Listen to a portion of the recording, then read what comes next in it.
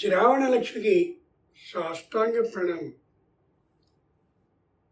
శ్రావణం నేటి విశేషం అనే ఈ ధారావాహిక కార్యక్రమంలో ఈరోజు భారతదేశంలో ఆగస్టు 26వ తేదీ బుధవారం లౌకికమైనటువంటి విధానం ప్రకారం అవుతూ ఉంటే, ఆధ్యాత్మికమైన పాంచాంగికమైన అంటే పంచాంగం ప్రకారం ఈరోజు శ్రావణ శుద్ధ త్రయోదశి అవుతుంది.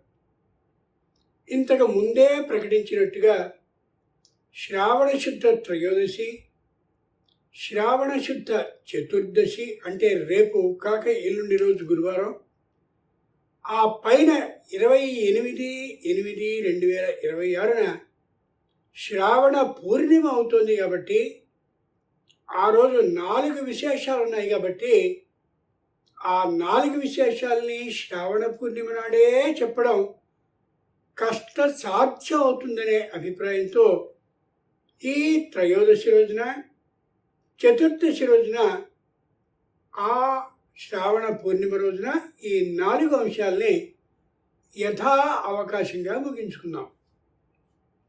ఈ రోజున జంధ్యాల పూర్ణిమ, జంధ్యము అంటారు. జంధ్యము అనేటటువంటిది ఈ రోజున ఖచ్చితంగా మార్చుకోవలసినటువంటి రోజు. శ్రావణ పూర్ణిమ నాడు మార్చుకుని తీరాలి. ఈ రోజున అంటే శ్రావణ పూర్ణిమ నాడు అని అర్థం చేసుకోవాలి. ముందే మనవి చేశాం. ఓంకారోగ్లిశ్చ నాగశ్చ సోమ పితృపితామహి వాయు సూర్యశ్చ సర్వాశ్చ తంతు దేవా అమి నవ. జంధ్యానికి మూడు పోగులు చొప్పున 3 పోగులు ఉంటాయి.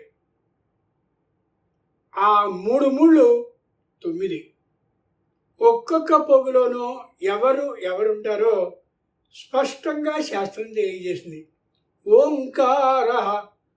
ఓంకారానికి సంకేతంగా 1 ముడి, అగ్నిశ్చ అగ్నిదేవునికి సంకేతంగా 1 ముడి, నాగశ్చ నాగదేవతకి సంకేతంగా మరో ముడి, అలాగే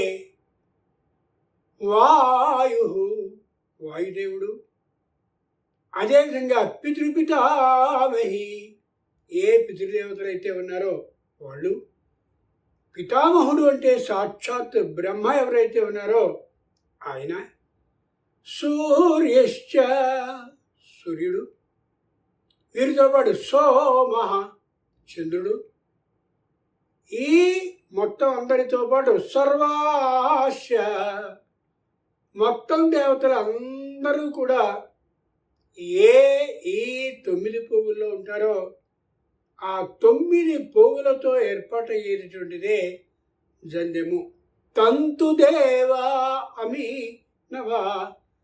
ఈ 9 తంతులు కూడా అంటే 9 పోగులతో ఉండేటటువంటి ఈ 3 ప్రత్యేకంగా కనిపించేటటువంటి ముడులతో ఏర్పాటు చేయబడ్డ ఈ 9 పోగులు ఉన్నటువంటి ఈ జంధ్యం మొత్తం ఈ దేవతలందరినీ మన భుజం మీద ఉంటూ కాపాడుతూనే ఉంటుంది.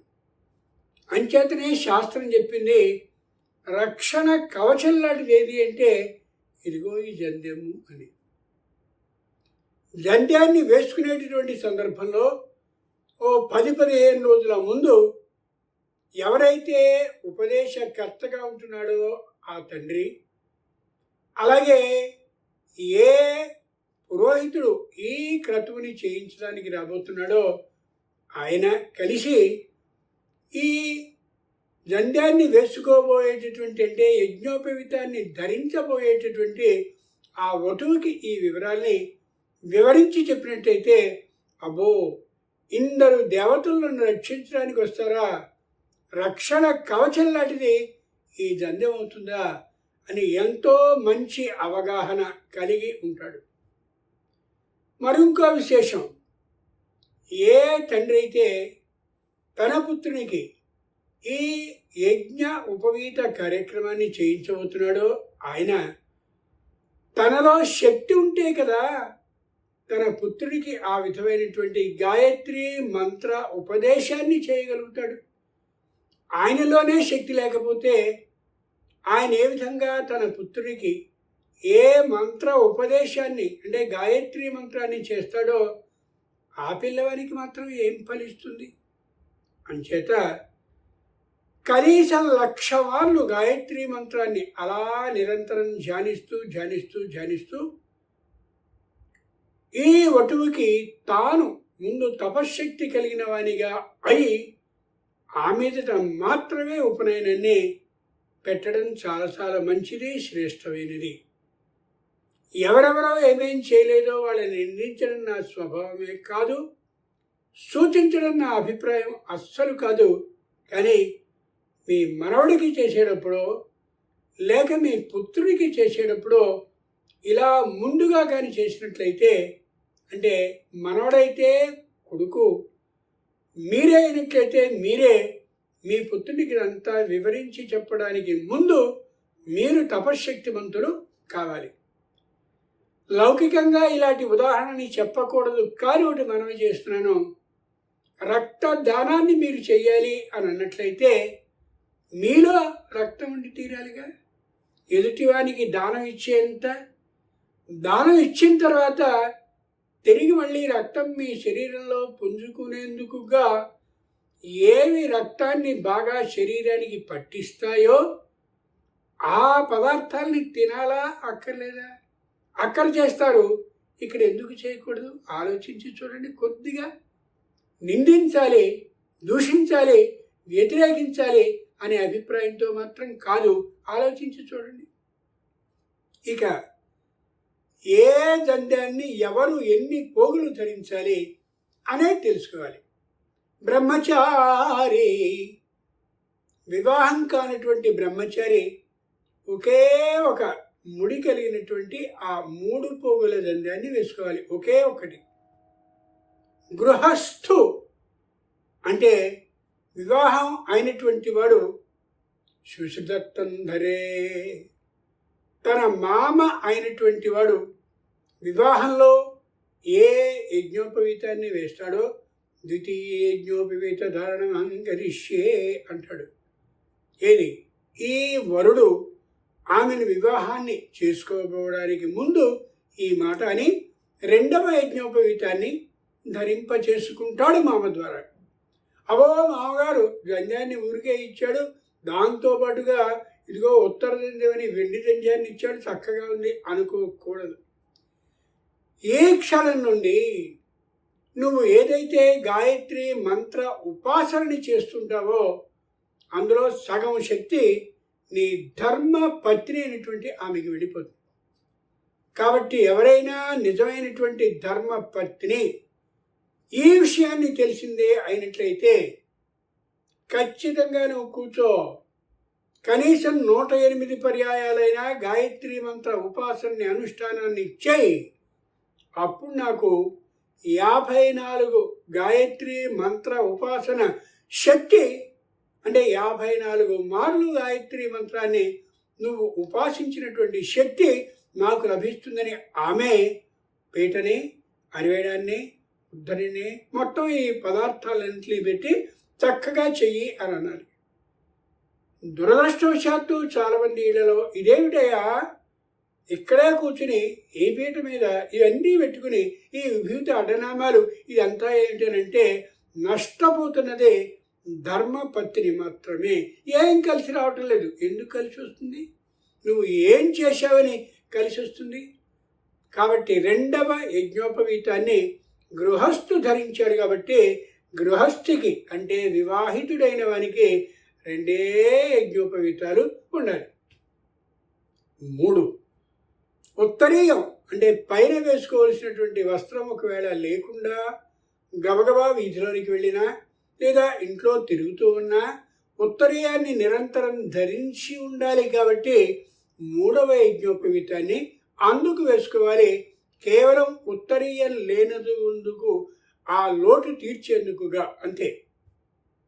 నాలుగవది కూడా వేసుకుంటారు. కారణం, ఏ చెరువులోనో నదిలోనో కాలువలోనో ఈదుతున్నటువంటి సందర్భంలో ఒకవేళ ఒక జందెపు పోగు త్రుటి అయినట్లయితే, అంటే ఒకవేళ అది కానీ చిన్నవైతే, అప్పుడు ఈ 3 యజ్ఞోపవీతాలు తన్ని రక్షిస్తాయి. ఒకటి.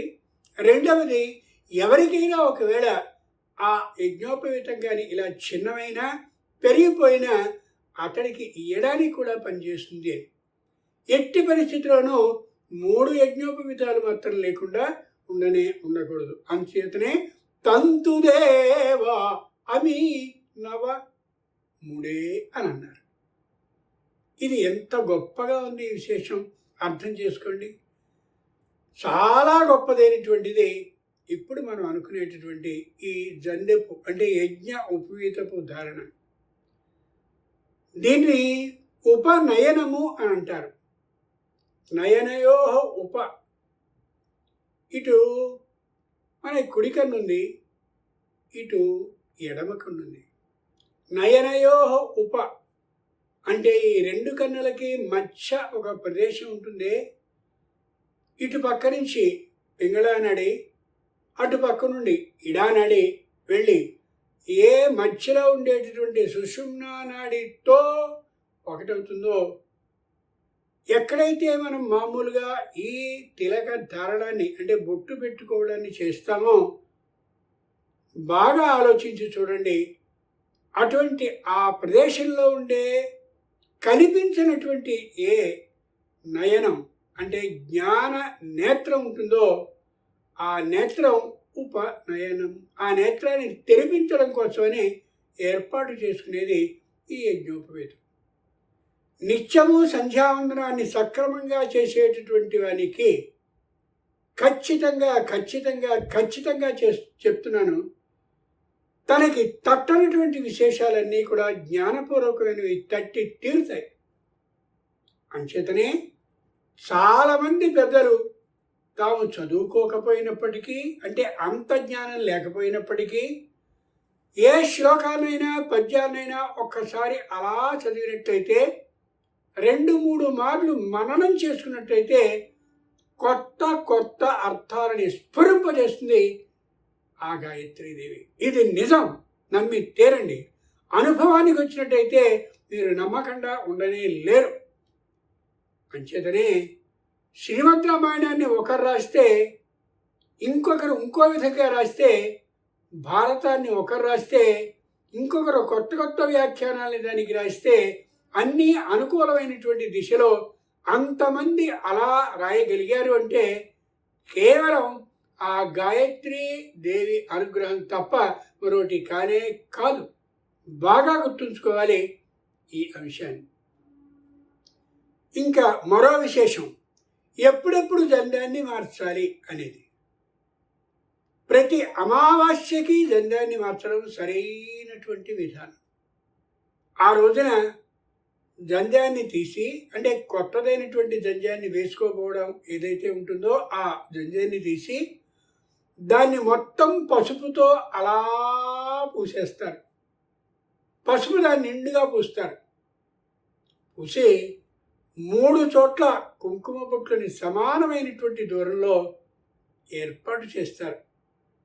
చేసి మొదటి యజ్ఞోపవీతాన్ని మొత్తం మన గోత్రనామాల్ని క్రమంగా చెప్తూ, ఓ గోత్ర వంశాన్ని రక్షించేటటువంటి ఋషులారా, నేను ఈ జంధ్యాన్ని వేసుకుంటున్నాను అని చెప్తూ ప్రథమ యజ్ఞోపవీత ధారణం కరిష్యే, అలాగే మళ్ళీ ద్వితీయ యజ్ఞోపవీత ధారణం కరిష్యే, తృతీయ యజ్ఞోపవీత ధారణం కరిష్యే, 3 వేసుకోవాలి. ఎంత గొప్ప విధానం.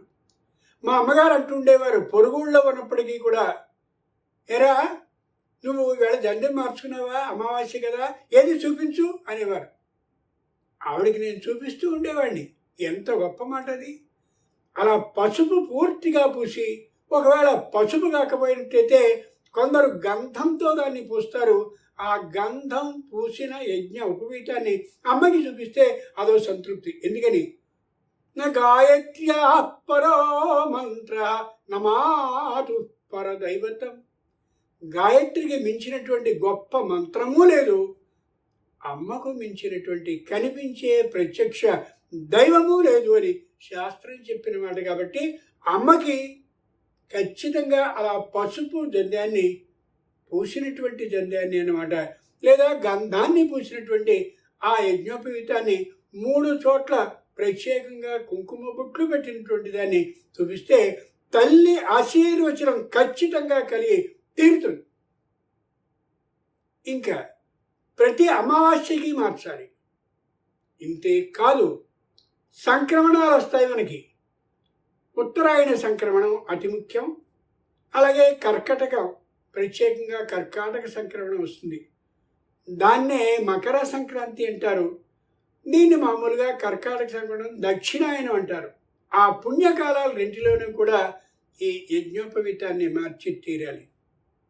3, ఎవరైనా మన చుట్టాల్లో ఒకరు కానీ పుట్టినట్లయితే ఆ పుట్టినటువంటి ఆ అశుచి ఉంటుంది కాబట్టి తాత్కాలికమైనటువంటిది, ఆ కాలంలో అది పూర్తి అయిపోయిన తర్వాత తప్పక మార్చాలి. ఎవరైనా మన చుట్టాల్లో మరణించినట్లయితే అక్కడి కార్యక్రమాలు అయిన తర్వాత తప్పక మళ్ళీ మార్చుకుని తీరాల్సిందే ఈ జంధ్యాన్ని.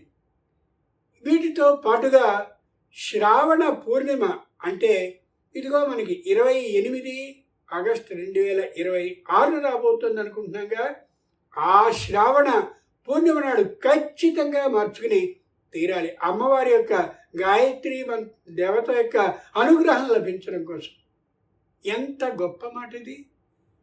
ఎందుకని ఈ విధంగా మనం ధారణ చేస్తున్నామంటే పూర్తిగా బుద్ధి మనకి పెరగడం కోసం. మనందరికీ తెలుసు ప్రత్యేకంగా గాయత్రి త్రిపద షట్కుక్షి అని.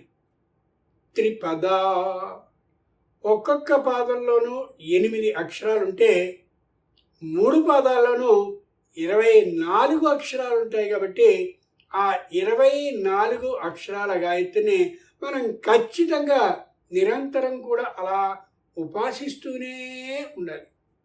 ఏదైనా మంచి కష్టం వచ్చినటువంటి సందర్భంలో గాయత్రీ మాతకి నమస్కరించి, అమ్మా సర్వదేవతలు అలా రక్షణ కవచంలా ఉండేటటువంటి విధంగా నువ్వు ఈ జంధ్యాన్ని వేసుకోమంటే వేసుకున్నాను కదా, నన్ను రక్షించు అని ప్రార్థిస్తే అనుమానం లేకుండా ఆవిడ ఆ కష్టాన్ని దాటే ఉపాయాన్ని మన బుద్ధికి తట్టేలా చేస్తుంది.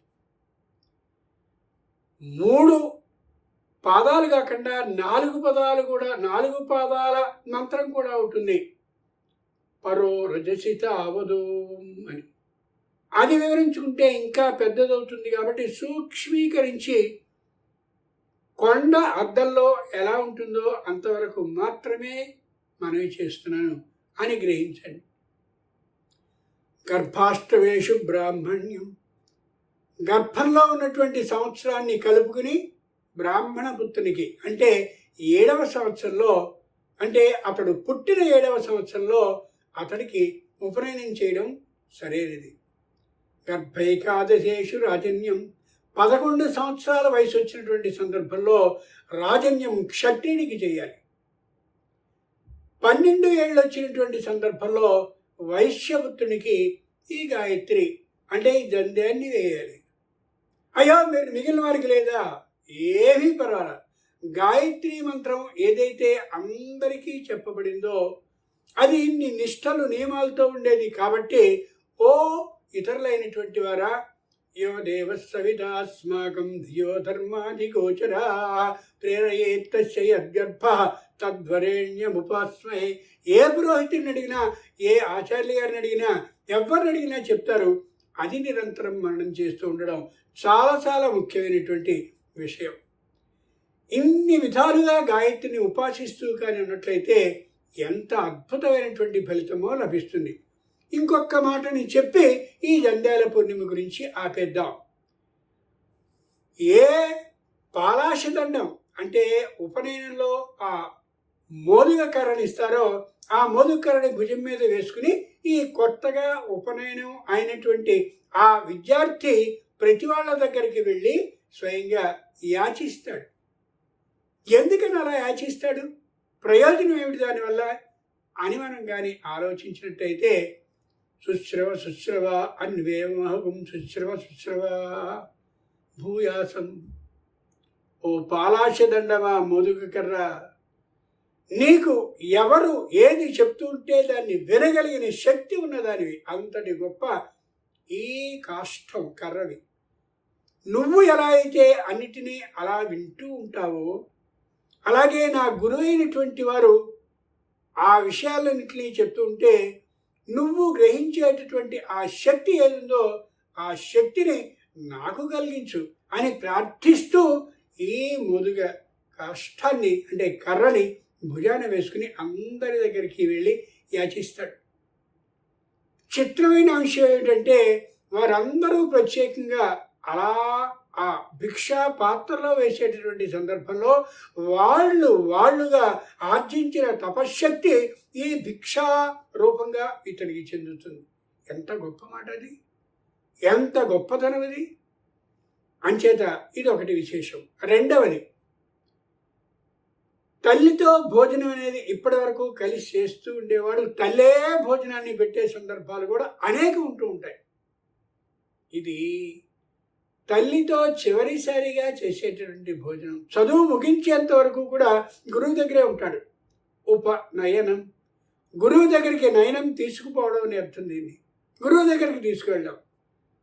ఆ గురువు గారి దగ్గరికి వెళ్ళినప్పుడు ఆ గురువు గారి ధర్మపత్ని ఉప్పు తక్కువ వేయచ్చు, కారం ఎక్కువ వేయచ్చు, మరోటి చేయొచ్చు. ఆ తిరుగుమాత పోపు అంటారు కొన్ని ప్రాంతాల్లో, దాంట్లో ఏవేవో మాడిపోయింది వేయచ్చు, ఎలా అయినా అవ్వచ్చు. రే, ఈ రోజుతో చదువు నీది ముగిసేంత వరకు కూడా ఈ రోజుతో అమ్మతో భోజనం సరిపోతుంది, అంతే. తర్వాత నువ్వు చేయలేవు. అంచేత రుచి లేకుండా నువ్వు ఆహారాన్ని స్వీకరించడాన్ని నేర్చుకో అని చెప్పి ఆ రోజున మాత్రాస కుమారం భోజయేత్, తల్లితో సమానంగా అదే విస్తరిలో భోజనాన్ని పెట్టిస్తారు. పెట్టించి వెంటనే లే లే లే లే అని లేపేస్తారు. ఇదేమిటండి, కడుపు నిండా తిరగపోతే ఎలాగా? కాదు. ఎందుకని తినకూడదు? రేపక్కడ గురువుగారి ఆశ్రమానికి వెళ్ళిన తర్వాత ఆయన పాఠ ప్రవచనం చేస్తున్నటువంటి సందర్భంలో సృష్టిగా భోజనం చేసినట్టయితే చక్కగా గురువు వస్తుంది తప్ప పాఠం వినిపించుకునే అవకాశం ఉండదు. అంచేతనే పూర్వం వాళ్ళు మాట చెప్పేవారు, గురుపత్ని ఓ రోజున రుచికరంగా వంటుండేది. ఆ రుచికరంగా వండితే చాలా ఆనందపడ్డాడు శిష్యుడు. అమ్మ, బాగా రుచికరంగా చేశారు, కానీ ఇందులో ఇది కూడా ఉంటే ఇంకా బాగుండేదని. ఒరే, నీ చదువు ముగిసిందిరా, ఇక నువ్వు వెళ్ళొచ్చురా, నీ చదువు అయిపోయింది, నువ్వు గృహస్థాశ్రమానికి సరిపోయేటటువంటి స్థాయికి వచ్చేసావు, నీ చదువు ముగిసింది అందిట. ఎందుకని? అప్పటి వరకు రుచి పచి లేకుండా తింటూ ఉండేవాడు, చదువు మీద మాత్రమే దృష్టి ఉంటూ ఉండేది. ఎప్పుడైతే ఆ రుచి మీద దృష్టి పెరిగిందో నీ చదువు అయిపోయిందని ధర్మపత్ని అంటే గురువు గారి యొక్క భార్య ఎంత గొప్పగా చెప్పిందో ఓసారి గమనించి చూడండి. ఇంకా అనేకమైన విశేషాలునే దండేల పూర్ణిమ గురించి సమయ నియమం అంటూ ఉంటుంది కాబట్టి ఇంతతో ముగిద్దాం. ఇక రెండవదైనటువంటి విశేషం శ్రావణ పూర్ణిమకి సంబంధించింది. సంస్కృత భాష దినోత్సవం ఈ రోజున. దాని గురించిన విశేషాన్ని ఆ తరువాత వచ్చేటటువంటి ఆ శ్రావణం నేటి విశేషం అనేటటువంటి ఈ కార్యక్రమంలో శ్రావణ పూర్ణిమ నాటికి సంబంధించిన దాన్ని తెలుసుకుందాం. ఇప్పటికీ స్వస్తి.